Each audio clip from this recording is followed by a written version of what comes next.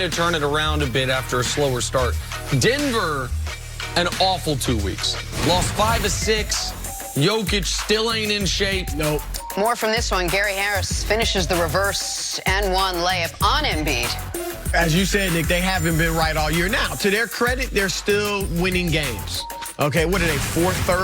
Right now they're 5th in the West, but losers of 5 of 6, but like this game. You got Heat and Hawks. This gave Nick a headache last night. Derrick Jones Jr. slamming home a Duncan Robinson lob. I'm getting 9 points with the Hawks. They're up 6 with a minute left. They lose in overtime by 1 million. The Heat scored 24 consecutive points from the end of the fourth quarter to the beginning of overtime. It was 18-0 to start overtime. I'm getting 9 points and I lose. Don't show these highlights again. I'll leave. Kansas and Milwaukee. It was a good bet. Dominique comes back. It was a good bet. That is a nice reverse alley-oop on that one.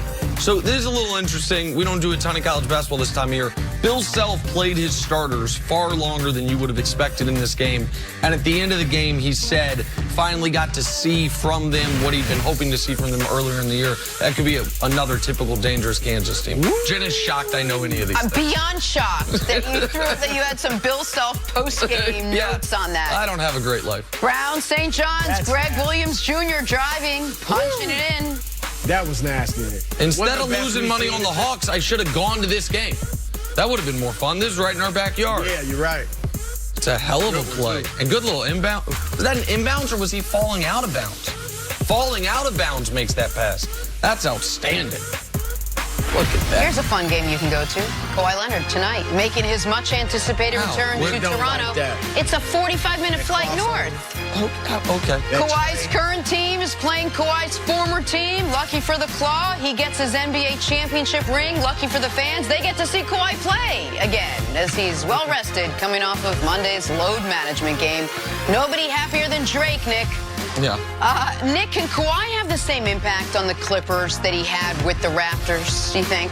Well, before I answer, just quickly, to Keta, our boss, I guess I am going to go to this game. I'll do the show remotely via Toronto tomorrow. Probably tough to get the flight back after the game tonight, but I'll go. It'll be fun. Get to say hi to your friend Kawhi. Fox I'll be right there. You. Yeah, and I'll do the show from Toronto. Back. Okay, so you're a big guy listen, here, I'm very excited to see this game in person tonight, which I'd love to do. Is he making fun of me or Fox?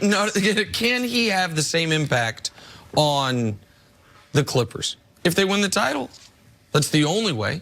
The only way you can have the same impact for the Clippers or the Raptors is if he wins the title. There has been any this year.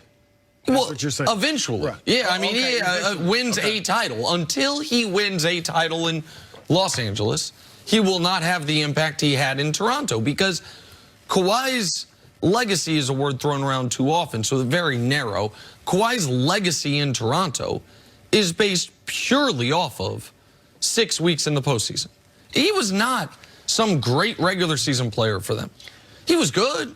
He was the best player on their team. He was himself. He was one of the top players in the league, wouldn't you say that? Yeah, I mean, he was second team All-NBA, second team All-Defense, played 3 out of 4 games throughout the season, and they were a 59-win team the year before he got there. They're on pace to, they won 58 last year, and they're on pace to win 58 this year. The difference was Toronto was a team that couldn't get over the hump in the postseason. That was either because the hump was LeBron James or just the organization, whether it was Dwayne Casey's fault, he was the fall guy for it, or otherwise couldn't do it. And Kawhi was sensational in the postseason last year from really the first game of the postseason, which they lost to Orlando. He made a huge shot in the corner late in that game. That shot right there, what they did against Giannis and the Bucks, and then, of course, in the NBA Finals. But this is, Kawhi has put himself in, I would consider, a bit of an awkward position compared to last season, which was last year he handled being traded to a place he did not want to go to beautifully. He didn't allow any noise. Right. He played. Nobody really gave him any flack for the load management because he was coming off a major injury. When he played excellent.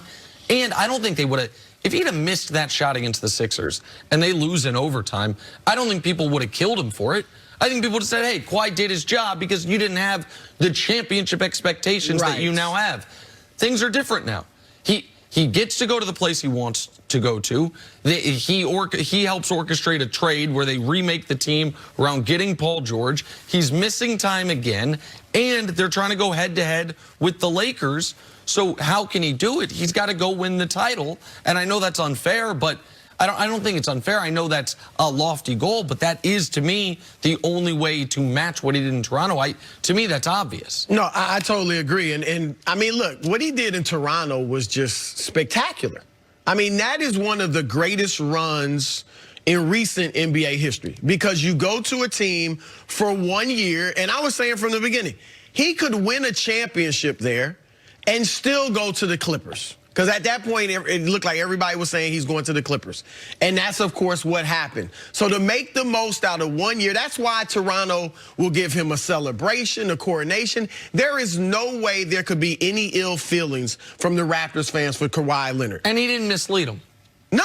He didn't lead them on. Nope. Because he didn't allow any noise to come with. One great year, and he hit the only game-winning Game 7 buzzer beater in NBA history. Yep. So you got to give him credit for that. Now, to your point, he definitely has to win a championship with the Clippers. I mean, you could say he has to bat 1,000 with the Clippers, win the title every year to equal what he did in Toronto, which he will not do. But he is fully capable of winning a championship. Now, you and I, we both picked the Lakers. I feel confident in that pick, but I also feel like the Clippers are capable of beating the Lakers. And I think they have a chance. Do you think they're their biggest competition?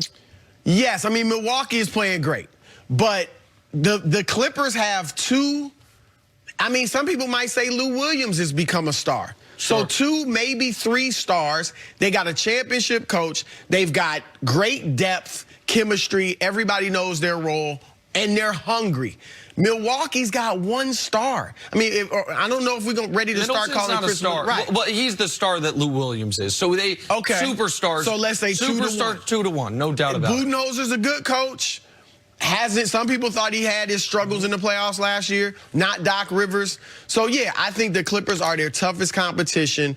Kawhi Leonard, look, I get it. He's shooting a career low from the field right now. He hasn't been very good since Halloween. But when you watch, I give you the numbers, but when you watch the game, his impact on the game, yeah, I hear you. I'm with you. I'm against the load management too, but when he plays, his impact is incredible. He's a mid-range assassin. He's so tough and physical defensively. You just hate playing against him. So then I will ask you, does it matter if he wins the championship? Does it matter how he wins the championship? No. You don't care if he load manages his way right through a title, if he wins the title? No. If he wins the title, doesn't matter. Then I would argue, the ripple effects as far as the impact on other players and teams engaging in this level of load management is going to potentially be damaging for the league. Agreed. People think I got something against Kawhi. I cross my heart, I do not. A little? No. It is scary to me because of how much I love the NBA that if this level of load management infects the rest of the league, then they really do have to remake the season, remake the schedule. We have to look at so many different things that you and I were joking about off the air yesterday, like the top 75 after 75 years. These types of ways that one of the reasons NBA's popularity is NBA Twitter and the lists and the debates, and all of it changes if it starts being play 60 of 80. I agree. And so that's what I'm apprehensive about. Nobody ever thought I had anything against Kawhi Leonard until this season started and he started missing 1 out of 4 games when he said it's the best he's ever felt. He's missing a bigger percentage of games this year than he did last year. And the other thing that I pushed back on was the revisionist. I know the playoffs matter more than the regular season, no doubt, but they can't be the only thing that matters. The revisionist history of Kawhi Leonard being the best player in the league, it's just a conversation that never existed in NBA circles anywhere until 2 weeks in May and June.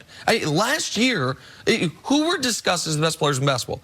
LeBron, Durant, Giannis, Steph, Harden. How many people did we have to go down? I mean, in MVP voting, Dame and Jokic finished ahead of him last year. But he was punished because of, and he's basically foregoing regular season accolades. Like, I had him on my third team All-NBA. Because he didn't play enough. Yeah, that was the only reason, but he didn't play enough. So, yeah, it's unfortunate that he's load managing like this. And what I've said, and I'll say it again, if you load manage like he is, you better win the championship. If they don't win the title, there will be backlash. If he comes back next year after going out in the second round of the Western Conference Finals and load management, there's going to be a lot of backlash. In a different way, like if the Lakers get it to the NBA Finals, and now I know some people love throwing LeBron's finals record in his face, but set that part of his side. If LeBron and Anthony Davis both play 75, 78 games, and they go to the NBA Finals, and they lose a war to the Milwaukee Bucks, I think a lot of people, myself included, would say that is a hell of a season. That is a successful season. It might be a little disappointing, but a successive season because of what they did lose to the Bucks throughout the regular season. Yeah, because sometimes it's somebody's time. Maybe it's Giannis's time. The Clippers, it's first or last for them this year because of the way they are positioning the regular season as preseason. Right.